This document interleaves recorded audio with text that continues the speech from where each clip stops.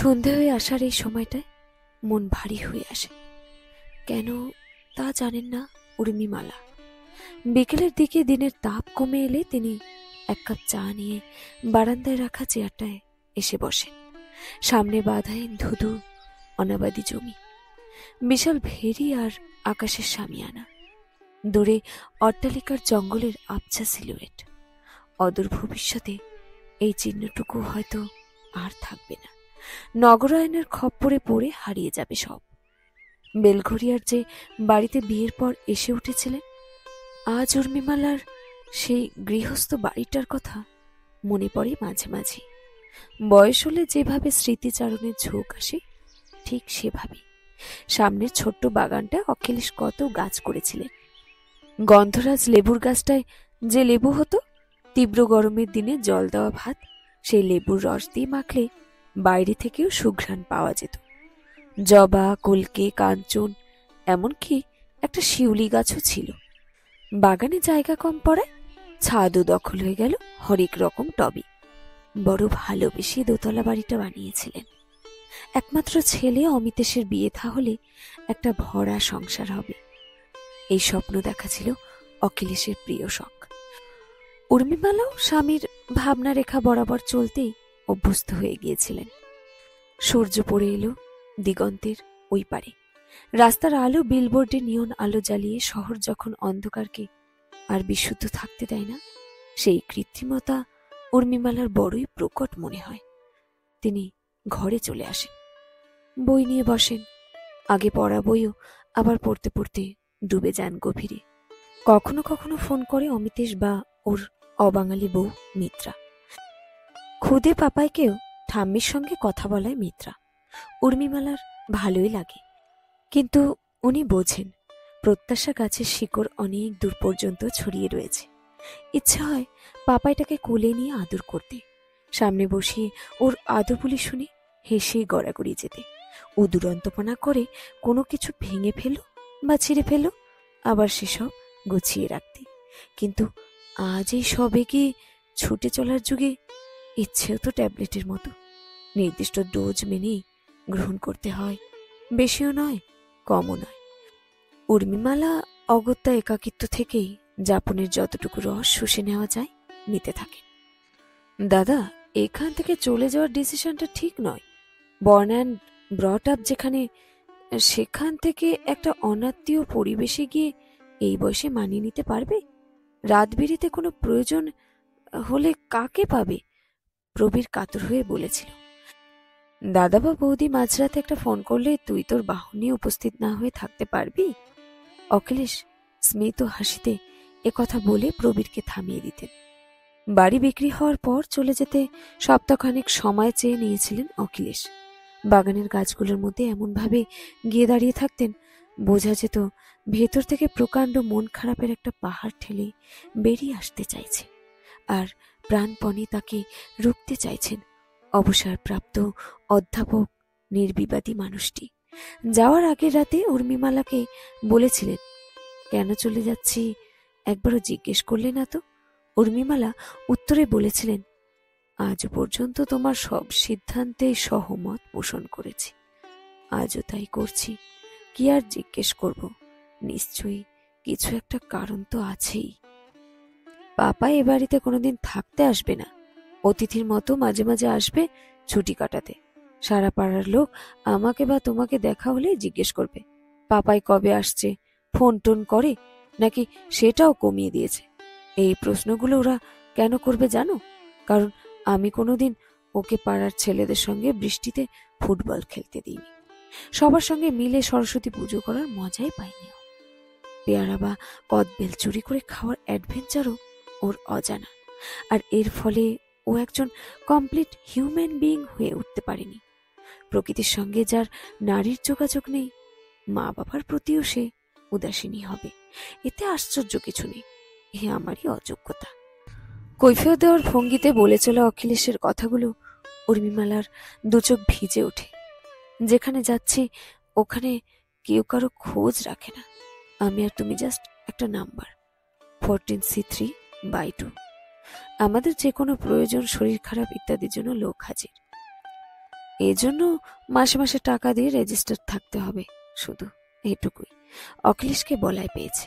উর্মিমালা বললেন, ঠিক আছে, যা হবে দেখা যাবে, এখন ঘুমোও একটু। অখিলেশ সে রাতে ঘুমোতে পারেননি। উর্মিমালা জানেন অখিলেশ যে কারণটা বলতে চাননি তা হলো ইস্টার্ন বাইপাসের ধারে ফ্ল্যাট হলে পাপা এয়ারপোর্ট থেকে কম ধকলে পৌঁছাতে পারবে যদি কখনো আসি। কিন্তু আমরা ভবিষ্যতের অনিশ্চয়তাকে সম্পূর্ণ নিয়ন্ত্রণে রাখতে পারি কোথায়? অখিলেশও পারেননি। পুরানো পাড়ার রায়বাবু চাচা ছোলা কথা বলার জন্য কুখ্যাত ছিলেন। অখিলেশকে দেখা হলেই বলতেন, ছেলে তো বিদেশ চলে গেল, এবার $1,00,000 সরিয়ে রাখুন। অখিলেশ জিজ্ঞাসু দৃষ্টিতে তাকালে রায়বাবু ব্যাখ্যা দিতেন, না মানে বাপ মাগত হলে ছেলে তো আর চট করে এসে পৌঁছাতে পারবে না, P7 ডেড বডি রাখতে হবে না, তার ব্যবস্থাও তো আপনাকেই করে রাখতে হবে নাকি? অখিলেশ হেসে ফেলতেন, রায়বাবু। কিন্তু দুই বৃদ্ধের নির্মল হাসির ভিতরেও কি বিষণ্ণতার শিশির রং ঝিলিক দিয়ে যেত না? জন্মের মাটি থেকে বিচ্ছিন্ন করে গাছকে অন্য মাটিতে বাঁচানো সহজ নয়। অখিলেশ সেখানে সবচেয়ে বেশি মিস করতেন রোজ নিজে হাতে বাজার করা, গোটা বাজার ঢুরে দেখে বেছে মনের মতো জিনিস নিয়ে বাজার থেকে ফিরতেন। এখানে 3 তলা থেকে ঝুলিয়ে রাখা দড়ি বাঁধা ব্যাগ, পরিমাণ বললে ভ্যান রিক্সায় আনাজ বিক্রেতা ব্যাগে ভরে দেবে, ব্যাগ উঠে যাবে, আবার ওই ব্যাগেই দাম নামিয়ে দিতে হবে, যেন শুধু খাওয়ার জন্যই কেনাকাটা। তাছাড়া অখিলেশের বাগান বিলাসও ব্যালকনির টপ কটায় যেন মিটছিল না। অমিতেশের আশা কমে গিয়েছিল, সেবার মিত্রার ডেলিভারি হবে। অখিলেশ উর্মিমালা যাবেন, সব ঠিকঠাক। হঠাৎ ধরা পড়ল উর্মিমালার গল ব্লাডার স্টোন, অপারেশন করাতে হবে। ফ্ল্যাটের টিকিট ক্যান্সেল করতে বাধ্য হয়েছিলেন অখিলেশ। অনেক পরে অখিলেশ ছেলেকে বলেছিলেন, পাপায়ের মুখে ভাতের কথা কিছু ভেবেছিস? অমিতেশ হেসেছিল, উফ বাবা, একই দিনে আমার আর মিত্রার ছুটি অ্যাডজাস্ট করা নেক্সট টু ইম্পসিবল। ডক্টর যেভাবে বলেছেন সেভাবেই ওর ডায়েট চেঞ্জ করিয়েছি। তোমরা একবার এসো না, একটা গেট টুগেদার হয়ে যাবে। অখিলেশ বুঝেছিলেন টান আলগা হয়ে গেছে। সেদিন রাতে খেতে বসে উর্মিমালাকে বলেছিলেন, জানো উর্মি, শিক্ষক হিসেবে আমি সফল হলেও বাবা হিসেবে চূড়ান্ত ব্যর্থ। কথাগুলো হাহাকারের মতো শুনিয়েছিল। ওপাড়া থেকে মাঝে মাঝে কেউ এলে অখিলেশ শিশুর মতো খুশি হয়ে উঠতেন। উর্মিমালা ভাবতেন, এই সংস্রব ছেড়ে আসায় যে ভুল হয়ে গেছে তা সংশোধনের আর কোনো উপায় নেই। যেদিন অখিলেশ মারা গেলেন সেদিনের সকাল থেকে সব স্বাভাবিকই ছিল। পেনশন তুলে ব্যাংক থেকে ফিরতে ফিরতে একটু দেরি হয়ে গিয়েছিল। দুপুরে খাওয়া দাওয়া করে একটু গড়িয়ে নিচ্ছিলেন অখিলেশ। সন্ধে হয়ে যাওয়ার পরও উঠছেন না দেখে উর্মিমালা ডাকতে গিয়ে গায়ে হাত দিয়ে চমকে উঠেছিলেন। বিজ্ঞানের অবসরপ্রাপ্ত স্কুল শিক্ষিকা বুঝেই গিয়েছিলেন অখিলেশ আর নেই। প্রচন্ড কান্না পেয়েছিল, কিন্তু তার চেয়েও বেশি উদ্বেগে স্তব্ধ হয়ে ফোনটা হাতে নিয়ে ডায়াল করেছিল প্রবীরের নাম্বার। সোদপুরের ছোট ভাই বিমল ও দেওরপো অনিলেশকে ফোন করে জানিয়েছিলেন। অনেক পরে মনে পড়েছিল অমিতেশকে জানানো হয়নি। অমিতেশ কাজের আগের দিন মাঝরাতে এসেছিল, কাজের পরের দিন ভোর রাতেই ফ্লাইট। অমিতেশ কর্তব্যটুকু করেছিল, মিত্রা ফোন করে সহমর্মিতা জানিয়েছিল। ব্যাস, মায়ের বাঁধনের এই গণ্ডিটুকু পেরিয়ে উর্মিমালা একা হয়ে গেলেন। আত্মীয় স্বজনরা কেউ বলেনি, দিদি আমার বাড়িতে কদিন থাকো, বা কাকিমা আমাদের ওখানে চলো। উর্মিমালা প্রত্যাশাও করেননি। নিজের ছেলে যখন এসব থেকে অনেক দূরে, তখন আর কার ওপর কি প্রত্যাশা থাকতে পারে?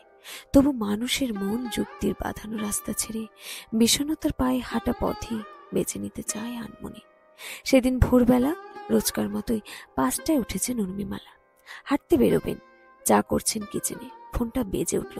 অসময়ে ফোন এলে ধক করে ওঠে বুকের ভেতরটা। স্ক্রিনে ভেসে উঠছে মিত্রা কলিং। কেন জানি না ফোনের দিকে হাত বাড়াতে গিয়েও থেমে গেলেন উর্মিমালা। কল কেটে গেল, আবার কল ঢুকলো। মিত্রা, বলো। মা। মিত্রা গলার স্বরটা কি কেঁপে গেল। কি হয়েছে Mitra? Amit is no more. এরপর কি কোনো কথা হয়? একজন মা তার ছেলে নো মোর শুনে কি প্রতিক্রিয়া দেবেন? ফোনটা হাত থেকে পড়েই যাচ্ছিল। কোনো ক্রমে ধরলেন, কিন্তু কলটা কেটে গেল। উর্মিমালা রিং ব্যাক করলেন সঙ্গে সঙ্গে, কিন্তু এঙ্গেজড আসছে। কিছুতে কল কানেক্ট হচ্ছে না। স্মৃতিরা হৈ হৈ করে ছুটে আসছে চোখের জল হয়ে। এক জীবনে সব ধকল পেরিয়ে যাওয়ার জন্য কতখানি শক্তির প্রয়োজন উর্মিমালার জানা নেই। এক অতিকায় শূন্যের ভেতর তাকে যেন কেউ বসিয়ে রেখে গেল। এই অনন্ত প্রতীক্ষার শেষে কি আছে তিনি জানেন না। নিথর হয়ে আসা বোধের ভেতর নিঃশব্দ পতনে ঝরে পড়ছে এক একটি পাতা। গাছের তো দুঃখ প্রকাশের আর কোনো উপাচার নেই। প্রবেশ শুনেই যেতে চেয়েছিল সঙ্গে, কিন্তু ভিসা সমস্যায় হয়ে উঠল না। ৭৩ বছরের বৃদ্ধা একাই চললেন মৃত সন্তানকে শেষ দেখা দেখতে। জীবন কখন যে কোন অনভিপ্রেত সামনে এনে উপস্থিত করবে এবং তাকে এড়িয়ে যাওয়া যাবে না কিছুতেই, এ নিয়ে আগাম ধারণা থাকে না বলেই আমাদের বিদ্ধ হতে হয়। অনুপেক্ষণীয় ক্ষরণের কাছে নিঃশর্ত সমর্পণ ছাড়া উপায়ান্তর থাকে না। উর্মিমালার দুচোখ থেকে গাল বেয়ে নামছে আজীবনের অশ্রু সম্বল। পাশের সিটের একটি অল্প বয়সী ছেলে কথা কথায় উর্মিমালাকে সঙ্গ দিল গোটা যাত্রাপথ। হিথ্রো এয়ারপোর্টে যখন নামলেন, তখনও অপ্রত্য স্নেহের কাতরতা তাকে একই রকম আচ্ছন্ন করে রেখেছে। ছেলেটি বলল, আমি আপনাকে পৌঁছে দেব? উর্মিমালা বললেন, তাহলে তো উপকারই হয়। কিন্তু তোমার অসুবিধে হবে না তো? ছেলেটি হেসে মাথা নেড়ে জানালো, তাহার কোনো অসুবিধা হবে না। অমিতেশ যেন ঘুমিয়ে আছে, ডাকলেই উঠে পড়বে। দীর্ঘদিন সেভাবে যোগাযোগ নেই। প্রবাসী হওয়ার পর থেকেই অচেনা মানুষ হয়ে গেছে। বাবা মায়ের প্রয়োজন ফুরিয়েছে জীবনে। কোনো ক্রমে একটা বাৎসরিক ঢুমারা সবকিছু মর্মভেদী শোকের সামনে খড়কুটোর মতো ভেসে গেল। আর মা বলে ডাকবে না তার আত্মজ। উর্মিমালা ভেঙে পড়লেন বাদ ভাঙা কান্নায়। ভেজা চোখে মিত্রা এসে পিঠে হাত রাখলো শাশুড়ির। ওদের বিদেশি প্রতিবেশীদেরও চোখ ভিজে উঠেছিল। শোক মানচিত্রের বেড়া মানে না। মা, আপনি চাইলে এখানে পার্মানেন্টলি চলে আসতে পারেন। মিত্রার কথা শুনে বিশ্বাস করতে পারছেন না উর্মিমালা। আপনার ছেলে অনেকবার ভেবেছিল এই প্রস্তাব দেবে, কিন্তু দেশ থেকে এখানে আপনারা আসবেন কিনা এ নিয়ে সংশয় ছিল ওর মনে। মিত্রা থামল। উর্মিমালা মনে মনে বলেন, থামলে কেন মিত্রা, বলো। আজ তোমার কথা শুনে প্রাণ ভরে। কিছু মনে করবেন না মা, আপনাদের বাঙালিদের মধ্যে একটা পিকুলিয়ার প্রেজুডিস আছে, যেটা হচ্ছে ছেলেকে এইরকম লেভেলের এডুকেটেড বানালেন, তার টেরিটরি হয়ে গেল হোল ওয়ার্ল্ড। কিন্তু যখন সে নিজের কেরিয়ার নিয়ে অকুপাইড হয়ে পড়ল, ব্যাস আপনাদের মনে হতে লাগলো ছেলে পর হয়ে গেল। উর্মিমালা চুপ করে শুনছেন মিত্রার কথা। আপনার ছেলে আপনাদের খুব মিস করতো মা। আমার হাজব্যান্ড পাপার ড্যাড হওয়ার পরও ও আপনাদের একমাত্র ছেলে, এটা কখনোই ইগনোর করতো না। হয়তো আপনারা অ্যাকম্পানি দিলে ও ড্রিঙ্ক করাটা কম হতো, বা হতোই না। স্ট্রেস কমাতে হয়তো অল্প থেকে এই যে লিমিটলেস হয়ে যাওয়া, সেটা হতো না। এই জন্য আমার ছেলেটা এই বয়সে যে গ্রেট লস ফেস করছে, এটা নাও হতে পারত। মিত্রা কি অ্যাকুজ করছে আমাকে, অখিলেশকে? ভাবছিলেন উর্মিমালা। পরক্ষণেই তার মনে হলো, ছি, এই সময়ে একজন স্ত্রী তার মানসিক যন্ত্রণা শেয়ার করছে, আর আমি স্বার্থপরের মতো অন্য মানে খুঁজছি।